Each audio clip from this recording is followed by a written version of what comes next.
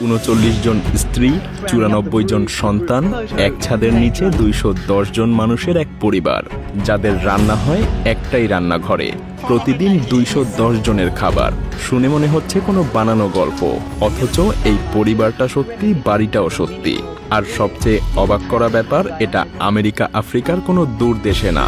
এই বাড়িটা দাঁড়িয়ে আছে আমাদের ঘরের পাশেই, ভারতের মিজোরামের এক প্রত্যন্ত পাহাড়ি গ্রামে, নাম বকতং।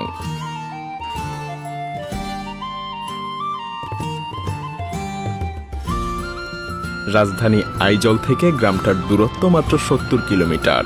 আমাদের এক জেলা শহর থেকে পাশের জেলায় যাওয়ার মতো পথ, অথচ পাহাড়ি রাস্তা পেঁচিয়ে পেঁচিয়ে সেই পথ পার হতে লেগে যায় প্রায় ৪ ঘন্টা। আশপাশে ঘন জঙ্গল, নিস্তব্ধ পাহাড়, দূরে দু একটা ঘর। প্রথম দেখায় মনে হবে আমাদের দেশেরই ৮-১০টা সাধারণ পাহাড়ি গ্রামের মতোই কোনো একটা গ্রাম, কিন্তু এই শান্ত চেহারার আড়ালে লুকিয়ে আছে এমন এক গল্প যেটা পৃথিবীর আর কোথাও নেই। কারণ এই গোটা গ্রাম মেনে চলে নিজেদের বানানো এক আলাদা ধর্মবিশ্বাসে, আর সেই ধর্মবিশ্বাসের একদম কেন্দ্রে বসে আছে একটা পরিবার।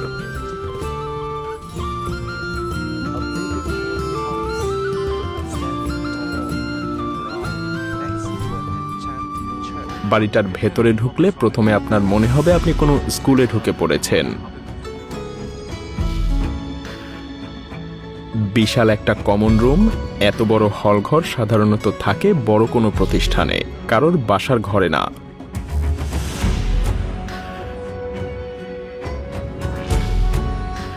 সকালবেলায় ঘরটা প্রায় ফাঁকাই থাকে, কারণ পরিবারের পুরুষরা ভোর ৬টা-৭টার মধ্যেই কাজে বেরিয়ে যায়। কাঠের আসবাবের ব্যবসা, চাষবাস, আরও কয়েকটা পারিবারিক ব্যবসা মিলিয়ে চলে এই মহাসংসারের খরচ।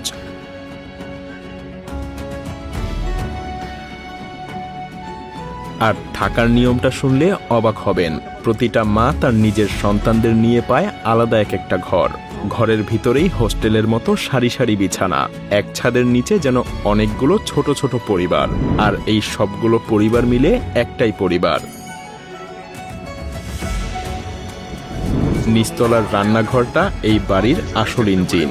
কাঠের চুলার উপর বসানো এক একটা ডেকচি এতটাই বিশাল যে একটা সাধারণ পরিবারের গোটা সপ্তাহের খাবার তাতে অনায়াসে ধরে যায়। ভাবুন একবার, আমাদের এখানে বিয়ের দাওয়াতে যে আয়োজন হয় সেটা এ বাড়ির রোজকার দুপুরের খাবার।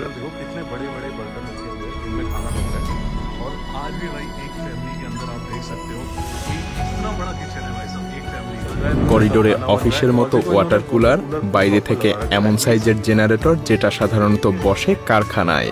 একটা পরিবারের জন্য আস্ত একটা টাউনশিপের আয়োজন।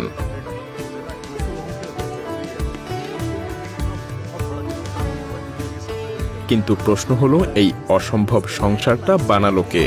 উত্তরটা একজন মানুষের নাম, আর সেই মানুষের গল্প এই বাড়ির চেয়েও অদ্ভুত। মানুষটার নাম জিওনা। ১৯৯৭ সালে সে এই ধর্মীয় গোষ্ঠীর প্রধান হয়। তারপর ধীরে ধীরে গড়ে তোলে এমন একটা সংসার যেটা ঢুকে যায় বিশ্ব রেকর্ডের খাতায়।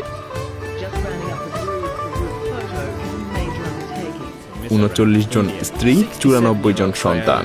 সংখ্যাটা এতটাই উদ্ভট শোনায় যে প্রথমবার শুনলে যে কেউ মনে করবে যে ভুল শুনলাম। অথচ মজার ব্যাপার হলো, আসল সংখ্যাটা এর চেয়েও বেশি হতে পারে, কারণ তার বিয়ের কোনো নির্ভুল হিসাব কোথাও নেই।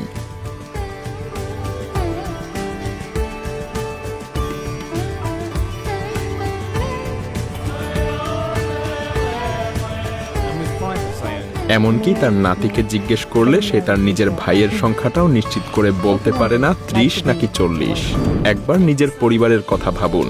যে বাড়িতে ভাইয়ের সংখ্যা গুণেই শেষ করা যায় না, সে বাড়ির ভিতরের জীবনটা আসলে কেমন।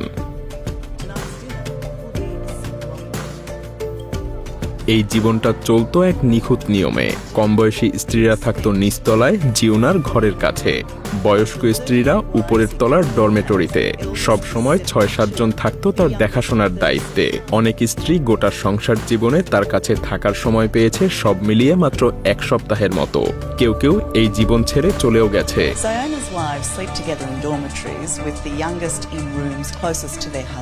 ২০২১ সালে জিওনা মারা যায়। আজও তার বাড়ির কমন রুমে তার চেয়ারটা ঠিক আগের জায়গাতেই রাখা, আর এই চেয়ারে কেউ কোনোদিন বসে না।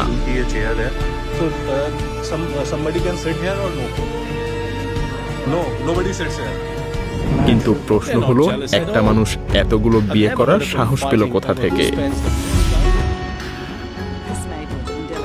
আজ এই গ্রামে থাকে প্রায় 2000 মানুষ, 300-র বেশি পরিবার, আর প্রত্যেকে এই একই ধর্মমতের অনুসারী।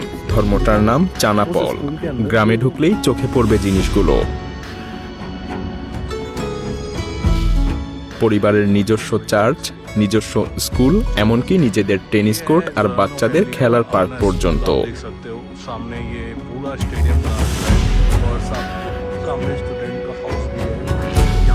স্কুলের পড়াশোনা মিজোরামের 8-10টা স্কুলের মতোই, শুধু একটা বাড়তি বিষয় পড়ানো হয়, সেটা তাদের নিজেদের ধর্ম। আর ভারত সরকারের খাতায় এই ধর্ম রীতিমতো স্বীকৃত। এই গ্রামে বহুবিবাহ শুধু জিওনার পরিবারের জন্যই বিশেষাধিকার না, সামর্থ্য থাকলে গ্রামের যে কেউ যতগুলো ইচ্ছা বিয়ে করতে পারে। যদিও মজার ব্যাপার, জিওনার পর কেউ সেই রেকর্ডের ধারে কাছেও যায়নি। তার বড় ছেলের বিয়ে 5টা, বাকিদের বেশিরভাগেরই 1 কি 2টা স্ত্রী।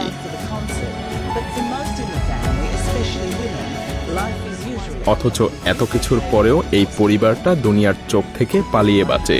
2011 সালে গিনেস বুক নিজে থেকে এসে জিওনাকে বিশ্বের সবচাইতে বড় পরিবারের আনুষ্ঠানিক স্বীকৃতি দিতে চেয়েছিল। যে সম্মানের জন্য মানুষ জীবন দেয়, জিওনা সেটা মুখের উপর ফিরিয়ে দেয়। কারণ একটাই, সে চায়নি দুনিয়া তাকে চিনুক। তার বাড়ির ভিতরের কামরায় বাইরের কারো ঢোকা নিষেধ, পরিবারের মানুষদের সাথে কথা বলাও প্রায় বন্ধ। আর এই গোপনীয়তার সবচেয়ে গভীরে আছে একটা বিশ্বাস, যেটা শুনলে গায়ে কাটা দেয়। বাড়ির ঠিক পাশে চার্চের ছায়ায় শুয়ে আছে এই ধর্মমতের প্রতিষ্ঠাতা আর তার স্ত্রীর কবর।